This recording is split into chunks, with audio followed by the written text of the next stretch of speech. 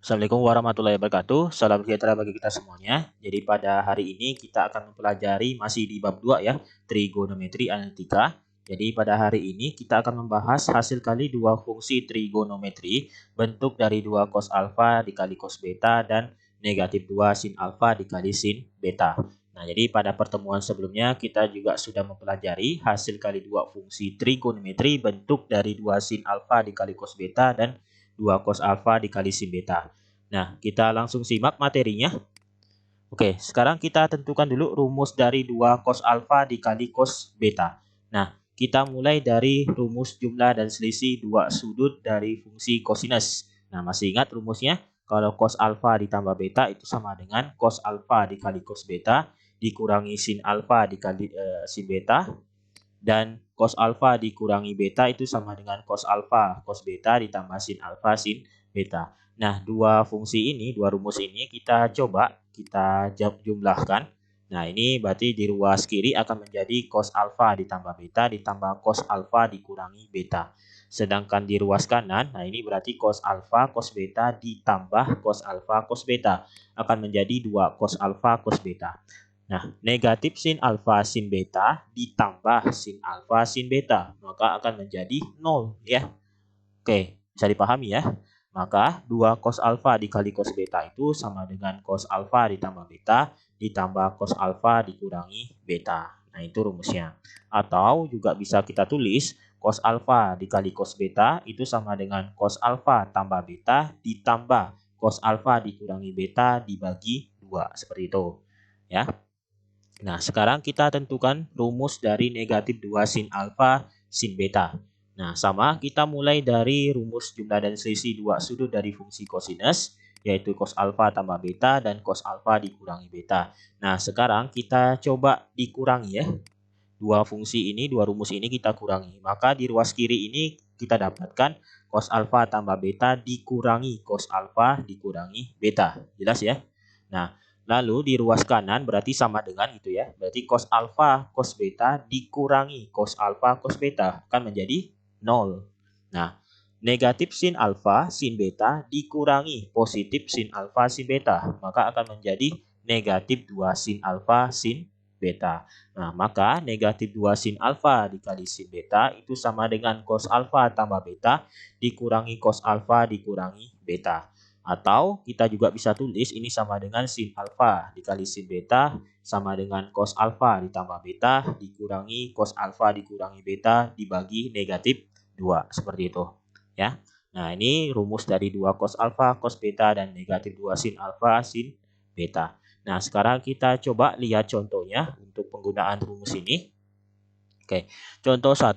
Nyatakan sebagai jumlah atau selisih kosinus dan hitung hasilnya jika mungkin ya. Untuk yang A, kita coba dulu yang A ya. Nah, cos 285 derajat dikali cos 15 derajat. Nah, oke. Jadi fungsi ini berarti identik dengan rumus cos alfa dikali cos beta kan. Berarti sama dengan cos alfa tambah beta ditambah cos alfa dikurangi beta dibagi 2 gitu ya.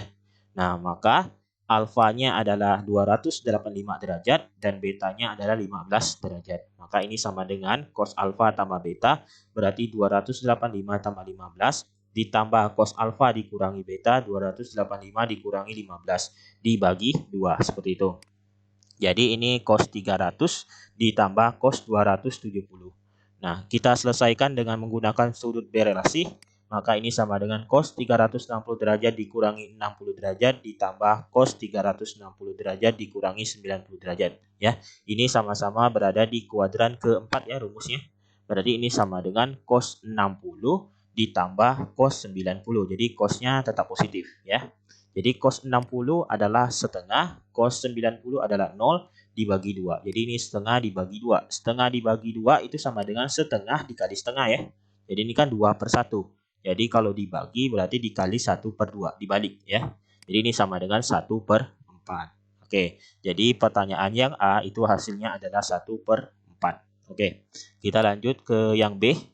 Nah, sin V tambah X dikali sin V dikurang X ya. Berarti bentuk ini identik dengan rumus sin alfa dikali sin beta sama dengan cos alfa ditambah beta dikurangi cos alfa dikurangi beta dibagi negatif 2 ya. berarti alfanya adalah V tambah X, betanya adalah V dikurang X. Nah, sebenarnya soal ini kita juga bisa selesaikan dengan menggunakan sudut berelasi ya. Maka nanti kalau sin V tambah X itu sama dengan negatif sin X ya kan. Sin V dikurang X itu sama dengan sin X. Maka negatif sin X dikali sin X itu akan menjadi negatif sin kuadrat X. Nah, kita coba selesaikan dengan menggunakan hasil kali sin alfa dikali sin beta ya. Maka ini sama dengan ya cos alfa tambah beta, berarti alfanya adalah V tambah X, betanya adalah V dikurang X, dikurangi cos alfa kurang beta, berarti V tambah X dikurangi V dikurang X dibagi negatif 2. Nah, ini sama dengan kita keluarkan dari tanda kurung semuanya. Jadi ini sama dengan V tambah X ditambah V dikurang X gitu ya.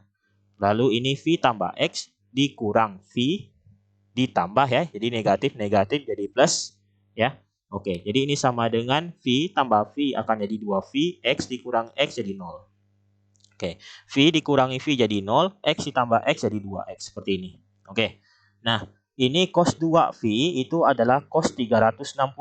Cos 360 itu sama dengan 1, ya kan?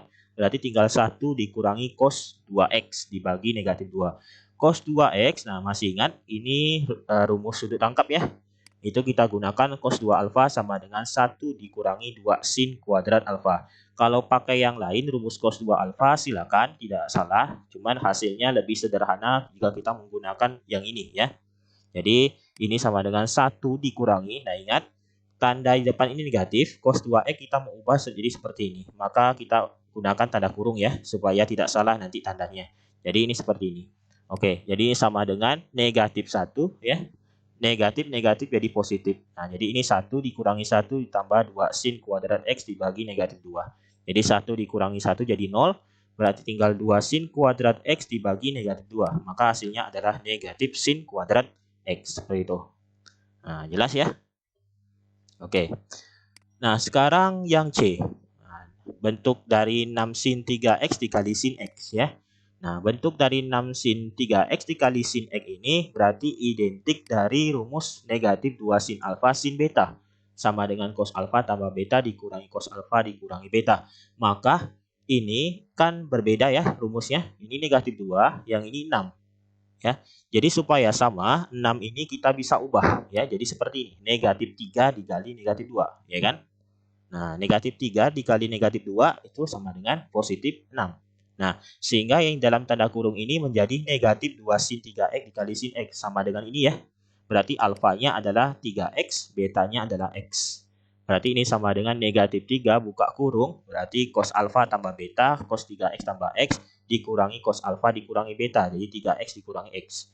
Jadi sama dengan negatif 3 cos 4X berarti ya dikurangi cos 2X. Jadi ini kita kalikan negatif 3 cos 4X. Negatif jadi positif, jadi 3 positif 3 cos 2X seperti itu.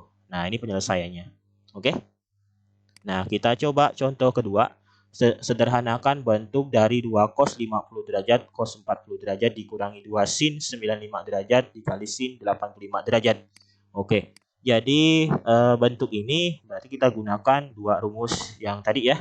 Hasil kali dari 2 cos alfa dikali cos beta dan negatif 2 sin alfa dikali sin beta. Gitu. Berarti ini alfanya adalah 50 derajat, betanya adalah 40 derajat. Nah, sekarang bentuk yang ini nih, negatif 2 sin 95 derajat, sin 85 derajat, tidak bisa kita langsung menggunakan ini. Jadi kita ubah dulu seperti ini supaya tidak salah tandanya nanti. Ya. Jadi ini tambah negatif 2 sin 95 derajat, sin 85 derajat. Jelas ya? Jadi ini positif negatif kan tetap jadi negatif gitu ya.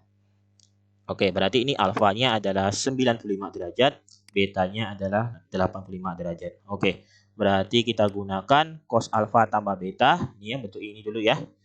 Ditambah cos alfa kurangi beta. 50 tambah 40, 50 dikurangi 40. Ditambah yang ini untuk negatif 2 sin alfa sin beta. Berarti cos alfa tambah beta 95 tambah 85 dikurangi cos alfa kurangi beta. Berarti 95 dikurangi 85 gitu.